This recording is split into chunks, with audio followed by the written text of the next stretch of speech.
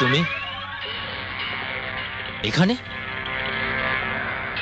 তুমি বলেছিলে না ময়দান খুঁজে বার করে তোমায় খবর দিতে, তা তোমার ঘরের থেকে ভালো ময়দান আর কোথায় হবে? লড়াইটা এখানেই ভালো জমবে। আচ্ছা ঠিক আছে, তোমার লড়াইয়ের শখ আমি চিরকালের মতো মিটিয়ে দিচ্ছি। কে তুমি? কি করছো বাবা? কে তুমি? বাবা শাহজাহান, বাবা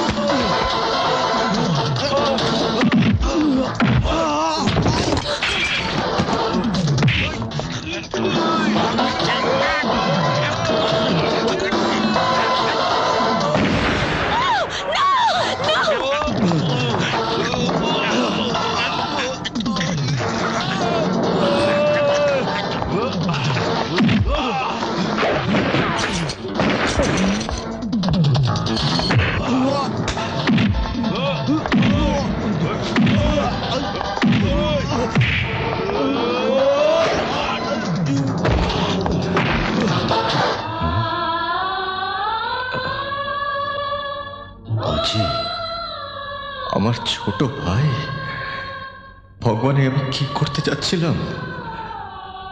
আমার নিজের হাতে আমার ছোট ভাইকে, না না, আমি কিছুতেই পারবো না, কিছুতেই না। বল তোকে কে পাঠিয়েছিল? আমাকে মারার জন্য তোকে কে পাঠিয়েছিল? বল বল কে পাঠিয়েছিল?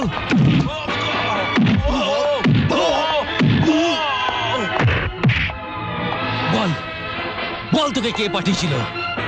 কার অর্ডারে তুই আমাকে মারতে এসেছিলিস? বল বল।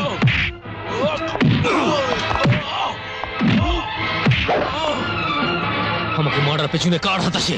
বল। এ তো উল্টো হয়ে গেল। ইন্সপেক্টরকে মারতে অর্জুন দাদাকে পাঠানো হলো, মারা তো দূরের কথাও তো নিজেই ধরা পড়ে গেল। এখন যদি ও পুলিশের কাছে মুখ খুলে দেয় তো আমরাই ফেঁসে যাব। नहीं बेचे जाबी हमार चाले जे चले छे ना वो भगवान से भी आगे जाता है। देख रंजीत, ये दिमागर जन नहीं।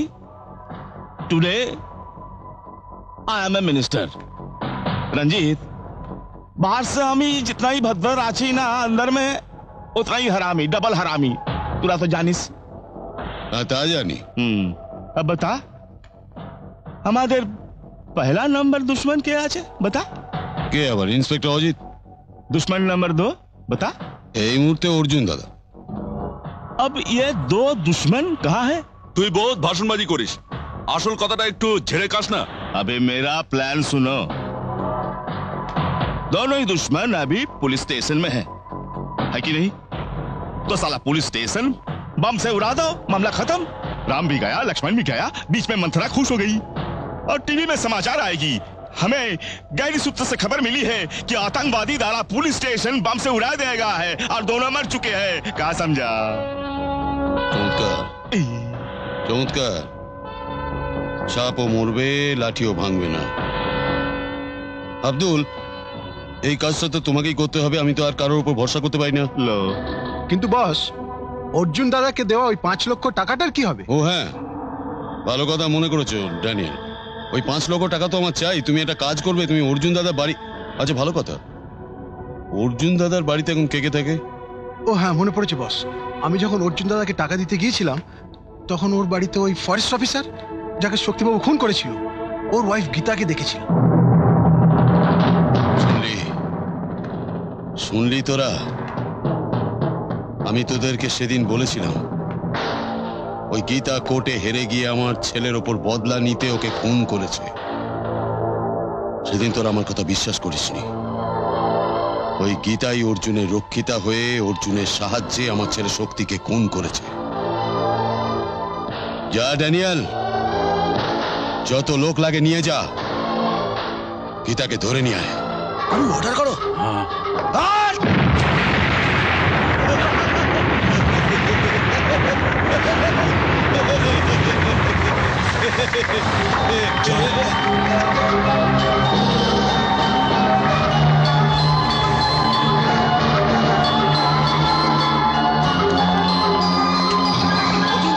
গীতা বৌদিকে রঞ্জিত চৌধুরী লোকেরা উঠিয়ে নিয়ে গেছে।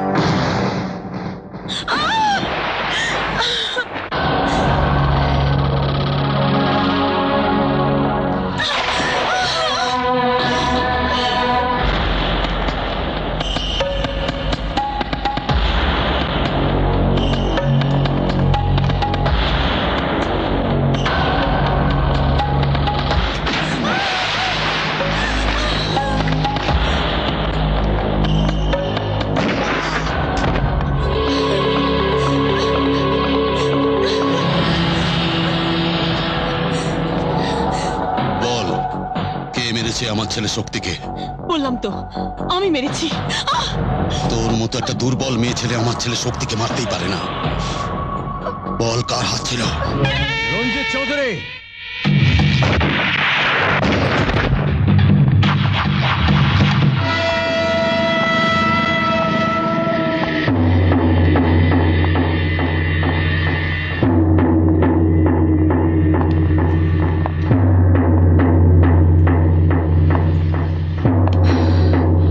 রঞ্জিত চৌধুরী, ভালো করে দেখ আমায় চিনতে পারিস কিনা।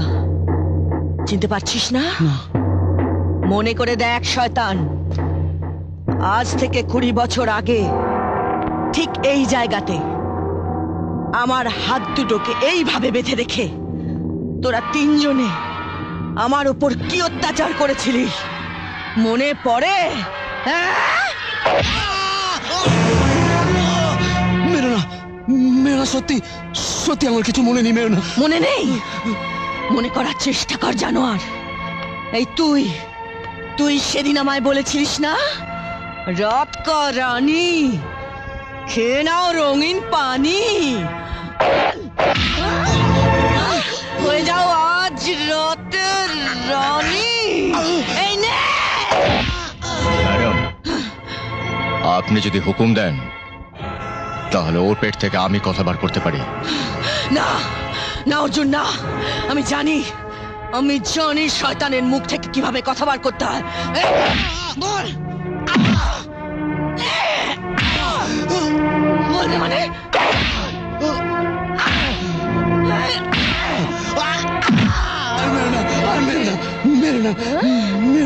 মনে পড়েছে, আমার মনে পড়েছে। সেদিন আমি ভুল করেছিলাম, আমার ক্ষমা করে দাও। মদ খেয়ে আমি এসব বলেছিলাম। মেরো না আমায়। মুখ হাসলি কেন? তোর মতো ঘৃণ্য জীবকে মেরে ফেলা উচিত। মারো মারো সুমিত্রা বোন, আরো মারো।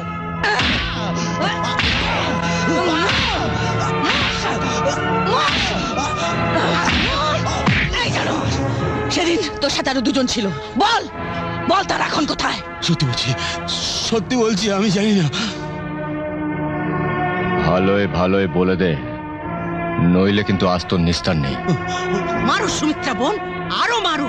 মেরে মেরে ওই শয়তানটার হাত পা ভেঙে দাও। না মেরো না, আমি সব বলছি, মেরো না।